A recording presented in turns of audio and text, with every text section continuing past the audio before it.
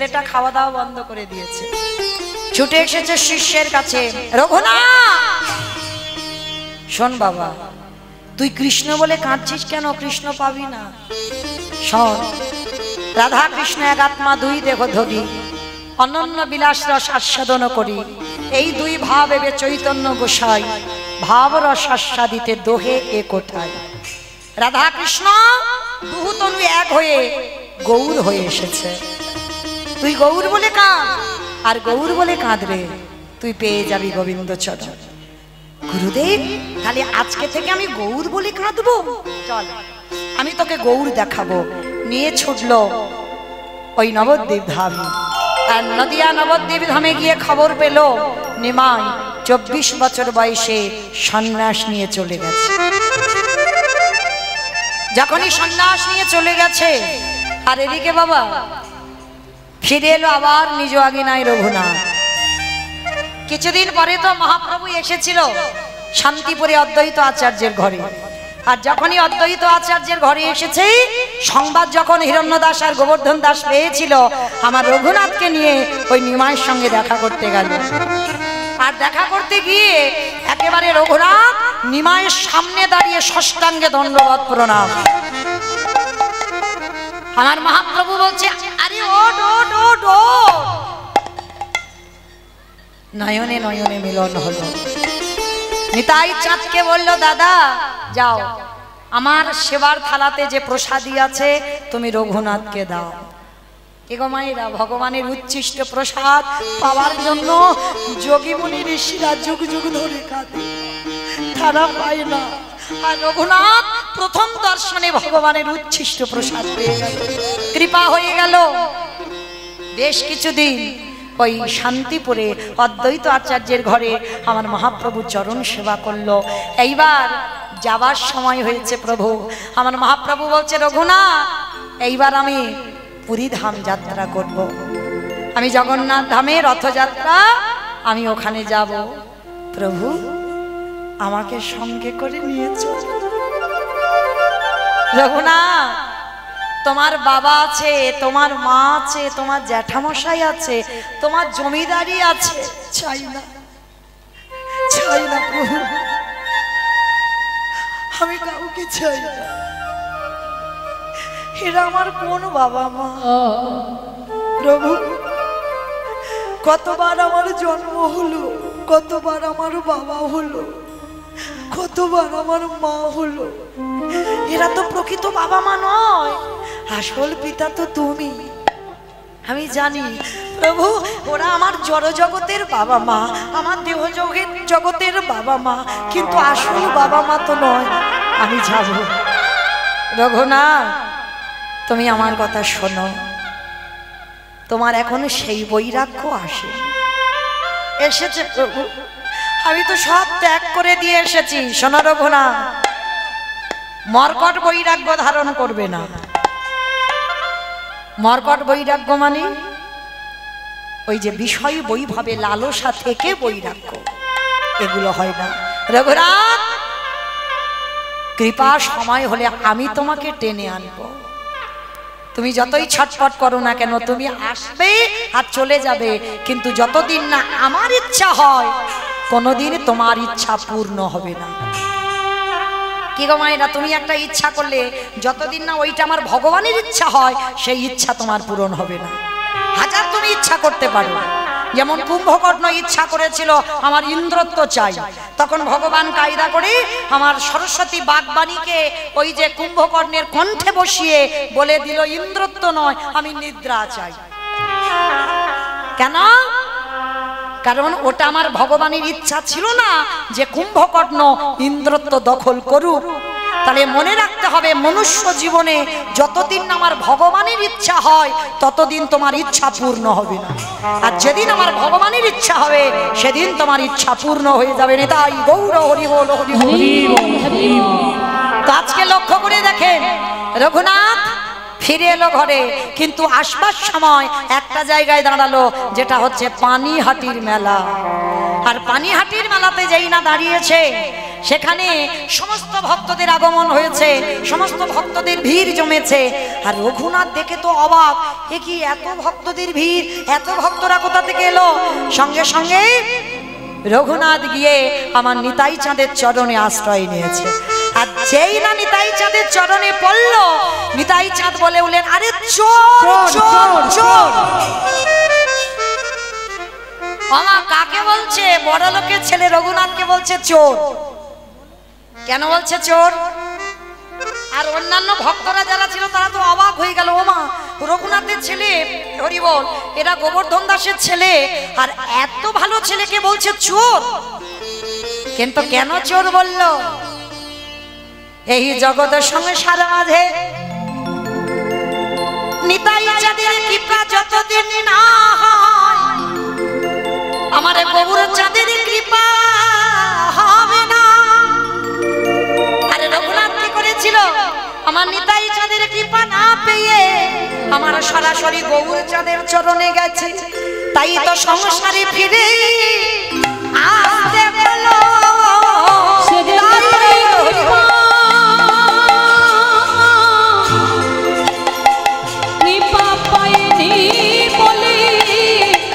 সংসারে ফিরে আসতে হলো। আসলে ভজন যারা করো, যেমন এই রাধা গোবিন্দ ভজন করতে গেলে আগে রাধা চরণ বসতে হবে, তবে অচিরে কৃষ্ণ পাবে। আর কলিকালের ভক্ত আমরা নিতাই চাঁদের চরণ বসতে হবে, তবেই পাবে আমার গৌর চরণ। আর গৌর চরণ পেলেই তবে রাধা গোবিন্দের ব্রজে গিয়ে নিত্য লীলা দর্শন করতে পারবে। এই জন্য রঘুনাথকে বলেছিল তুমি চোর, তুমি আমার কৃপা না পেয়ে তুমি আমার ভাইয়ের কাছে গেছো, তাই তোমাকে দণ্ড দেওয়া হবে। ওমা আমাকে কি দণ্ড, কি শাস্তি দেওয়া হবে? হোক। বলছে অন্য কোনো শাস্তি নয়, আজকে এই পানিহাটির মেলাতে যত ভক্তরা এসেছে সবাইকে তুমি চিরা দধি খাওয়াবে। আজ যারা যাবেন পানিহাটির মেলায় ভক্তদের উৎসবে দেখবেন সেখানে চিড়ে দই খেতে দেওয়া হয়। যত দোকানে দোকানে চিড়ে দুধ দই ছিল, মিষ্টি চিনি সন্দেশ মিষ্টি যা ছিল সব ওই গোবর্ধন দাস আর রঘুনাথ দাসের বাবা জ্যাঠা দুইজনে সমস্ত কিছু কিনে পানিহাটির মেলাতে ওই ভক্তদের বিতরণ করলো। আজও সেই উৎসব পালন হয়। ওই পানিহাটির মেলাটাকে বলা হয় দণ্ড মহোৎসব। নিতাই চাঁদ রঘুনাথকে দণ্ড দিয়েছিল। এইবার রঘুনাথ ফিরে এলো, বাবা মা চিন্তায় পড়লো, ছেলের সবসময় পাগল পাগল ভাব, তাহলে ছেলের কাঁধে একটা জল চাপাতে হবে। আমার জল চাপানো মানে বোঝো তো, একটা বিয়ে দিতে হবে। হরিবল। শুভ দিন শুভ লগ্নে শুভক্ষণে একটা মেয়ে দেখাশোনা হলো, যার নাম হচ্ছে রত্নাবতী। সে রূপ তো নয়, স্বর্গের অপ্সরা হার মানবে। কেন? কৃষ্ণ ভোলাবার জন্য ওই রকম রূপবতীর সঙ্গে রঘুনাথের বিয়ে হলো। অত সোজা নয়। কি গো, যার প্রতি একবার মন পড়ে, হাজার সিনেমাটি এনে সামনে দিয়ে দাও তো দেখি, মন যাবে? হ্যাঁ, কখনো যাবে না। তা ভালো তো বেসেছে কৃষ্ণকে, রূপবতী যদি আনো কখনো সেদিকে মন যাবে না। বিয়ে হলো, বিয়ের পরের দিন হলো কাল রাত্রি, তার পরের দিন হলো ফুলসজ্জার রাত। রঘুনাথ নিরজনে বসে বসে কাঁদছে। ও মায়েরা, ফুলসজ্জার রাতে বউ কাঁদে, এটা উল্টে গেছে, তার স্বামী কাঁদছে। আচ্ছা বলো তো, বাসর ঘরে কেউ যদি কাঁদে, স্ত্রী যদি কাঁদুক আর যদি তার স্বামী কাঁদে, তাহলে কি মনে মনে ভাববে এখনকার যুগে? নিশ্চয়ই আমার পছন্দ নয়, অন্য প্রেম টেম করা আছে, ভালোবাসা আছে, তার কথা মনে পড়ছে, কাঁদছে, এটাই তো ভাববে।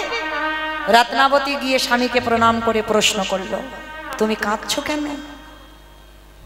রত্না, পারবে না, আমি যার জন্য কাঁদছি তুমি পারবে আজকে রাত্রে তার কাছে আমাকে দিয়ে আসতে? চমকে উঠল, চমকে উঠেছে রত্নাবতী। বাবা মা দেখাশোনা করে যার হাতে তুলে দিল, সে আমাকে নয় অন্য কাউকে ভালোবাসে।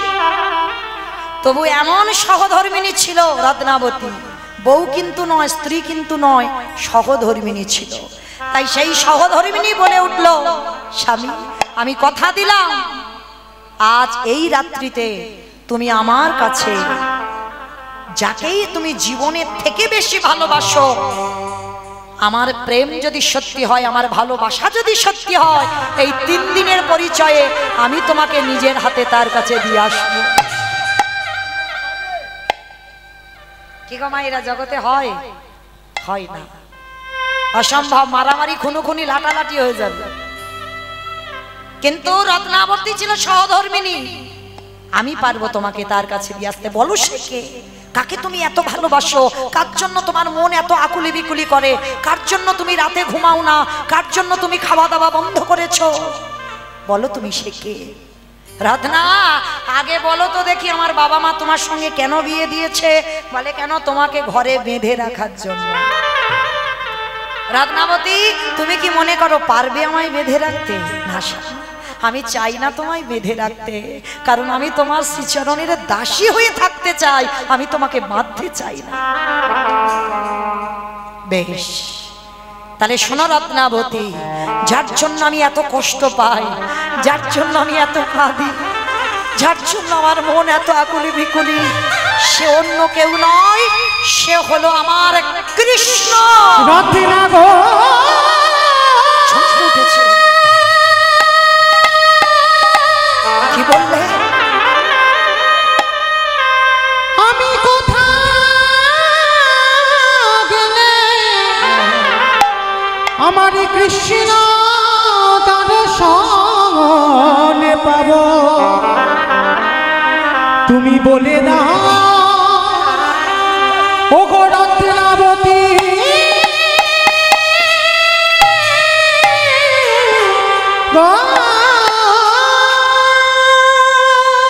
বেশ, রত্না পারবে দিতে?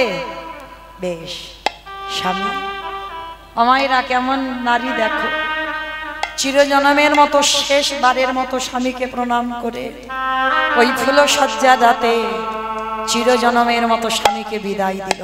স্বামী, সামনের দরজা দিয়ে নয়, তুমি পিছনের দরজা দিয়ে পালিয়ে যাও, আর কালকে তোমার বাবা মাকে যা বলার আমি বলবো।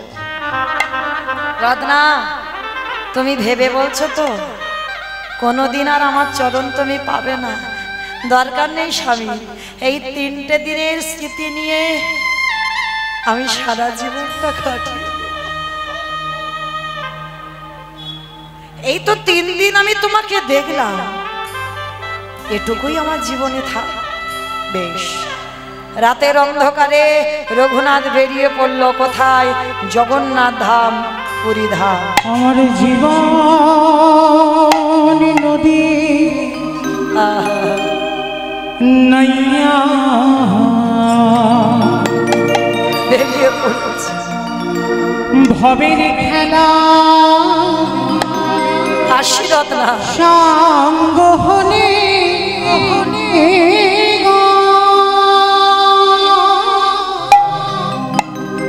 একেবারে দিও পার করিয়া জীবন নদীর নাইয়া। হাসি রত্নাবতী, জীবন নদী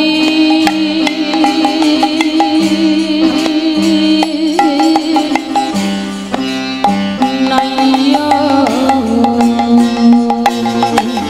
আর কোনদিন তোমার সঙ্গে আমার দেখা হবে? আমার ভাবের খেলা কোনদিন না। সঙ্গ বলি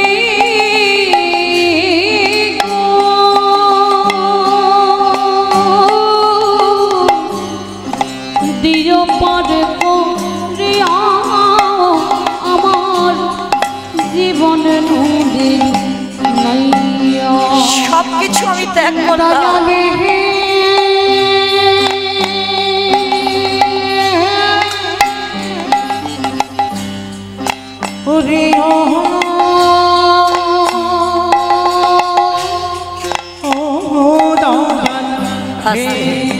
ছুটে চলল জগন্নাথ ধাম, পুরী ধাম।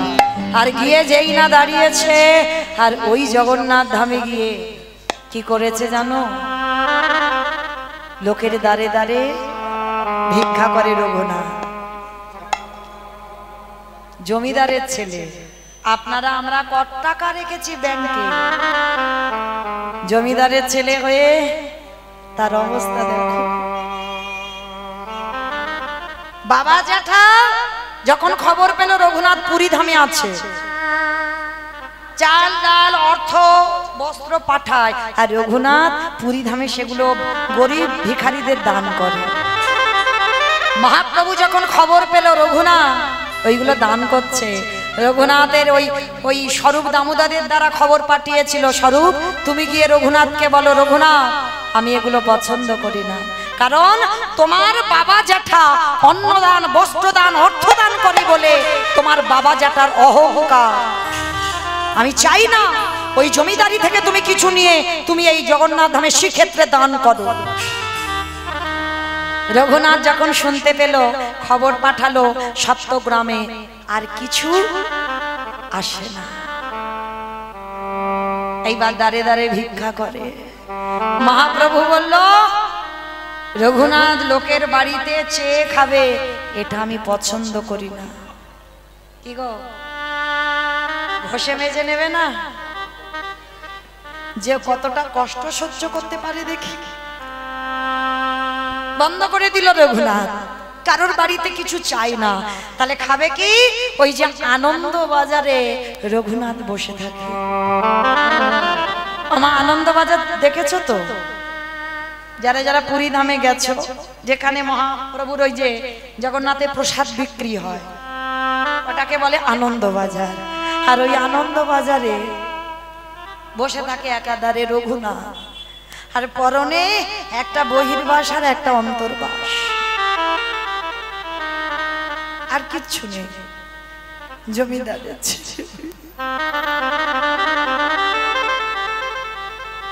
বসে আছে। আর যেগুলো বিক্রি হয় না, কেউ যদি রঘুনাথকে বলে এনে খা একটু, রঘুনাথ খায়। মহাপ্রভু বললেন, ওগুলো আমি পছন্দ করি না। ওকে যে কেউ ভিক্ষা দেবে আরো খাবে, এটাও আমি পছন্দ করি না। কি গো মা, তাহলে সব পদ বন্ধ, তাহলে খাবে কি? ভক্তের পরীক্ষাটা দেখো। জগন্নাথের রান্নাঘর যারা দেখেছেন, ওই রান্নাঘরের পাশে দেখেছেন একটা নালা মতো আছে? দেখেছো? কতজন জগন্নাথের রান্নাঘর দেখেছো? দেখি তো একবার। খুব ভালো, খুব ভালো। ওই জগন্নাথ ধামে গেছে গো, শুধু ওই সমুদ্রের জন্য নয়, অনেক কিছু আছে। যেই জগন্নাথ সেই আমার কৃষ্ণ। কৃষ্ণের নাভি জগন্নাথের নাভিতে প্রতিষ্ঠিত করা আছে। জগন্নাথ দেখা মানে তোমার কৃষ্ণ দেখা হয়ে গেল। কারণ যেদিন আমার ভগবানের যদুবংশ ধ্বংস হয়েছিল, সেদিন কৃষ্ণের নাভিটা ওই জগন্নাথের নাভির সঙ্গে প্রতিষ্ঠিত করা হয়েছিল। যখনই কাঠ বদলানো হয়, ওই নাভিটাকে বের করা হয়, আবার নতুন কাঠে নাভিটা প্রতিষ্ঠা করা হয়। আজও আছে হরিদাস ঠাকুরের সমাধি, এগুলো দর্শন করতে হয়। আজও আছে গম্ভীরা, আজও সেই প্রদীপ, আজও সেই কাঁথা, সেই শিখর, মহাপ্রভুর পাদুকা আজও আছে। ভক্তির নয়নে নিয়ে গেলে দর্শন হয়। আর যারা শুধু সমুদ্রে ঢেউ খাবার নয়ন নিয়ে যায়, তাদের দর্শন হয়। তো আমার এই জগন্নাথ ধামের এই যে রান্নাঘরে এই যে নালা আছে না, আর ওই নালাতে প্রসাদ ভেসে যাচ্ছে, মানে যেগুলো পচে গেছে, পোকা হয়ে গেছে, অনেক দিনের প্রসাদ। আর রঘুনাথ তো কারোর কাছে হাত পেতে কিছু খেতে পারবে না, কেউ দিলে কিছু খেতে পারবে না, তাহলে তো মরে যাবে না খেয়ে খেয়ে। এক সপ্তাহ 15 দিন হয়ে যাচ্ছে কিছু খাচ্ছে না। রঘুনাথ ভাবছে, জগন্নাথ আমি আমার ভগবানকে ডাকবো কি করে গো? কিছু তো খেতে হবে। ওই নালা দিয়ে জগন্নাথের পচা পচা ভেসে যাচ্ছে প্রসাদ। আর যখন পচা গলা প্রসাদ ভেসে যাচ্ছে, রঘুনাথ খিদের জ্বালায় আঁচলা করে তুলে দিচ্ছে। আঁচলে করে তুলে নিয়েছে, প্রসাদটা তো বুকে ধরেছে, চোখের জলে প্রসাদটা ধুয়ে যাচ্ছে। হে হে দয়াময়, তুমি আমার অপরাধ ক্ষমা করো। আমারে যে বড় ক্ষুধা পেয়েছে, তাই তো খিদের জ্বালা সইতে না পেরে আমি এই পচা গলা প্রসাদে একটু বদনে দিলাম। ও গো দয়াময়,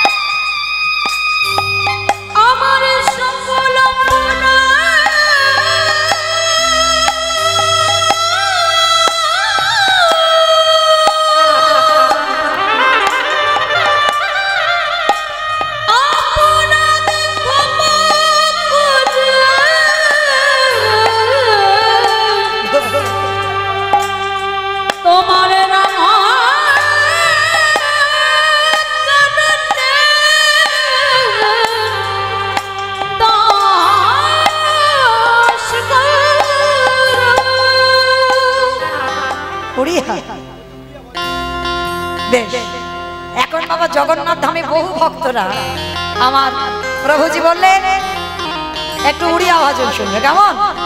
চলো আজকে আমরা একটা উড়িয়া ভাজন হোক, কেমন?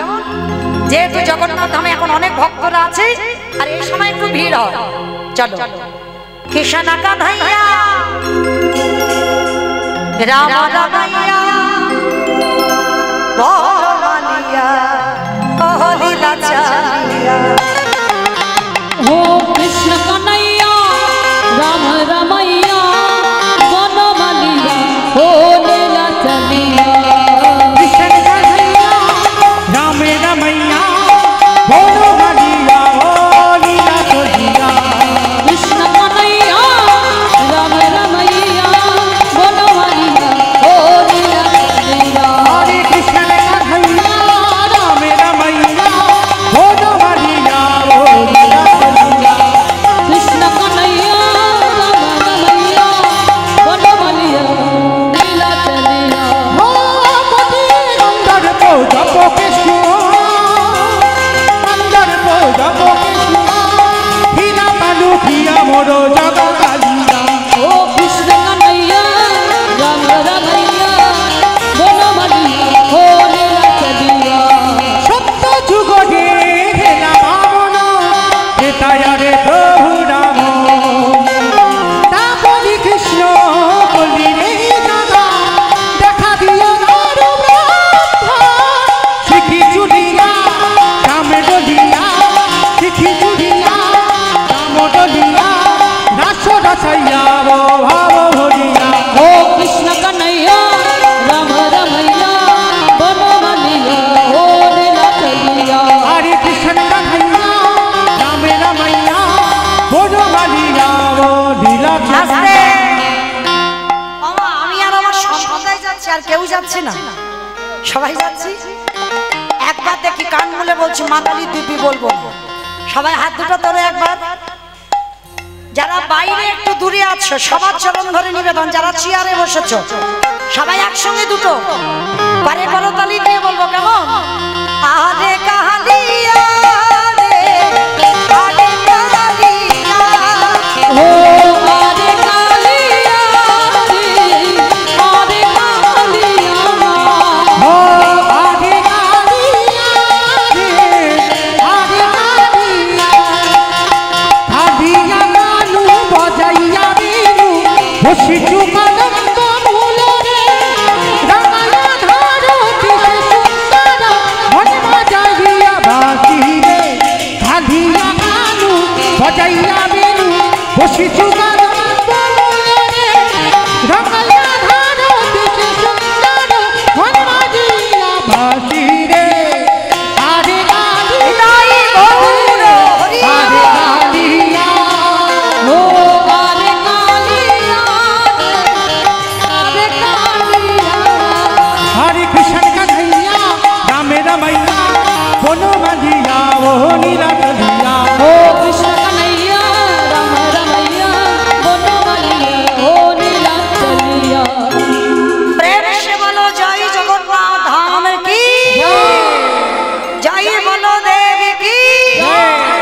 সুভাষ